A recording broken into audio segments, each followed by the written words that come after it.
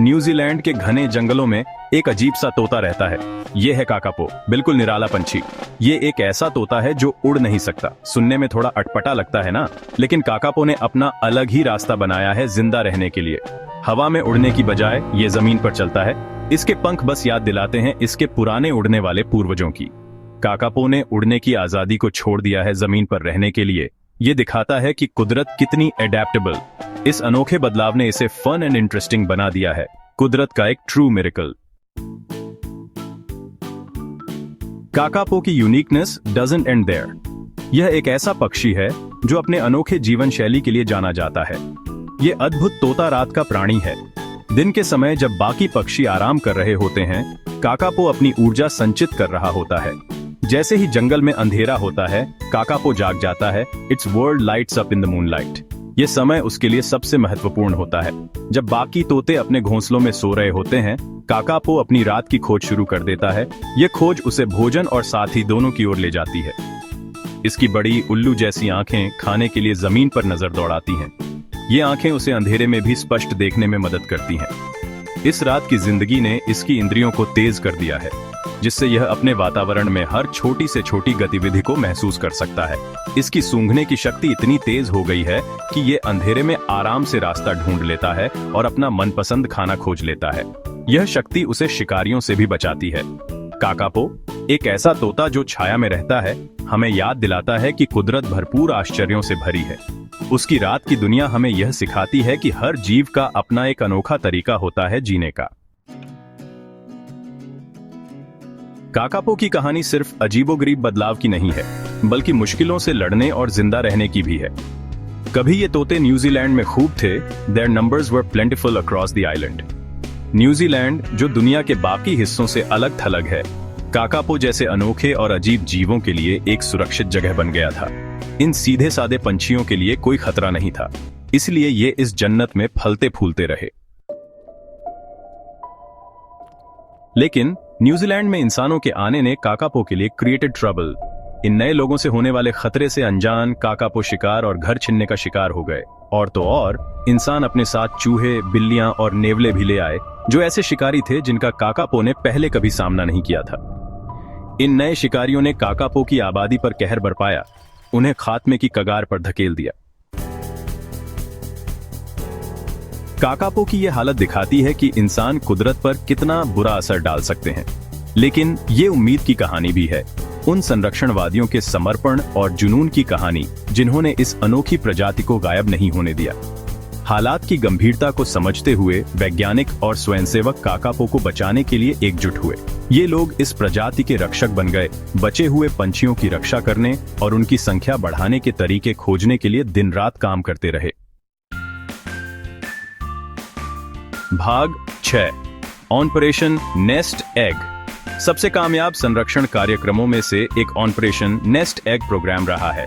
इस प्रोग्राम में काकापो के अंडों को जंगल से ध्यान से इकट्ठा किया जाता है और उन्हें शिकारियों के खतरे से दूर सुरक्षित जगह पर रखा जाता है। जब बच्चे निकलते हैं तो उन्हें हाथ से पाला जाता है, जब तक कि वे खुद का ख्याल रखने के लिए काफी बड़े न हो जाएं। ये तरीका काकापो की आबादी बढ़ाने में बहुत कारगर साबित हुआ है। भाग 7, भविष्य के लिए उम्मीद। इन अथक संरक्षण प्रयासों के कारण काकापो का भविष्य उज्जवल दिख रहा है। 1990 के दशक में 50 से भी कम रह जाने के बाद अब काकापो की आबादी 200 से ज्यादा हो गई है। हालांकि काकापो का भविष्य अभी भी अनिश्चित है, लेकिन ये उल्लेखनीय वापसी दुनिया भर की लुप्तप्राय प्रजातियों के लिए उम्मीद की किरण है। ये दिखाता है कि समर्पण, नयापन और कुदरत के लिए गहरे सम्मान के साथ हम खात्मे के रुझान को पलट सकते हैं। भाग 8, सीखे गए सबक, साझा किए गए सबक। काकापो की कहानी सिर्फ एक प्रजाति को बचाने के बारे में नहीं है, ये interconnectedness of all living things को पहचानने के बारे में है। यह कहानी हमें यह समझने में मदद करती है कि कैसे एक प्रजाति का अस्तित्व पूरे पारिस्थितिकी तंत्र को प्रभावित कर सकता है। जब हम काकापो को बचाने के लिए प्रयास करते हैं, तो हम वास्तव में एक बड़े उद्देश्य की सेवा कर रहे होते हैं। यह हमें यह भी सिखाता है कि हर जीव का अपना महत्व है और हम सभी एक दूसरे से जुड़े हुए हैं।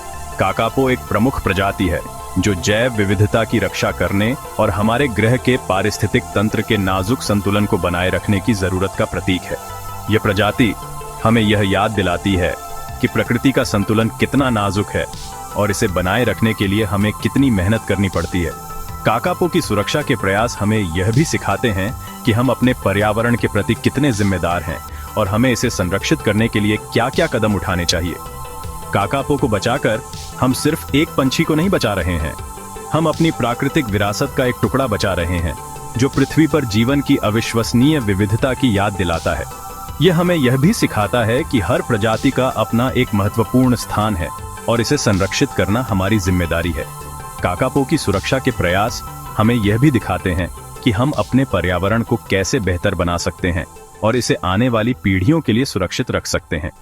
काकापो की वापसी से सीखे गए सबक दूसरी लुप्तप्राय प्रजातियों पर भी लागू किए जा सकते हैं, जो हमें याद दिलाते हैं कि not too late to make a difference. यह हमें यह भी सिखाता है कि हम अपने प्रयासों से कितनी बड़ी सफलता प्राप्त कर सकते हैं और कैसे हम अपने पर्यावरण को बेहतर बना सकते हैं। काकापो की कहानी हमें यह भी दिखाती है कि हम अपने प्रयासों से कितनी बड़ी सफलता प्राप्त कर सकते हैं और कैसे हम अपने पर्यावरण को बेहतर बना सकते हैं। यह हमें यह भी सिखाता है कि हम अपने प्रयासों से कितनी बड़ी सफलता प्राप्त कर सकते हैं और कैसे हम अपने पर्यावरण को बेहतर बना सकते हैं। भाग 9, हमारा ग्रह, हमारी जिम्मेदारी। सभी प्रजातियों की तरह काकापो का भविष्य भी ultimately in our hands. Kakapo, जो कभी न्यूजीलैंड के जंगलों में बहुतायत में पाए जाते थे, अब विलुप्ति के कगार पर हैं। यह हमारी जिम्मेदारी है कि हम इन दुर्लभ प्रजातियों की रक्षा करें और उनके प्राकृतिक आवास को संरक्षित करें। यह हम पर निर्भर है कि हम अतीत से सीखें, अपने कार्यों के इम्पैक्ट को पहचानें और ऐसे चुनाव करें जो हमारे ग्रह के भविष्य की रक्षा करें। वनों की कटाई, प्रदूषण और जलवायु परिवर्तन जैसे मुद्दों का समाधान निकालना हमारी प्राथमिकता होनी चाहिए। हमें यह समझना होगा कि हमारे छोटे छोटे कदम भी बड़े बदलाव ला सकते हैं। पेड़ लगाना, ऊर्जा की बचत करना और प्लास्टिक का उपयोग कम करना जैसे कार्य हमारे ग्रह के स्वास्थ्य के लिए महत्वपूर्ण हैं। काकापो की कहानी को एक याद दिलाने के रूप में काम करने दें कि मुश्किलों के बावजूद भी उम्मीद बनी रहती है। संरक्षण प्रयासों के कारण काकापो की संख्या में धीरे धीरे वृद्धि हो रही है।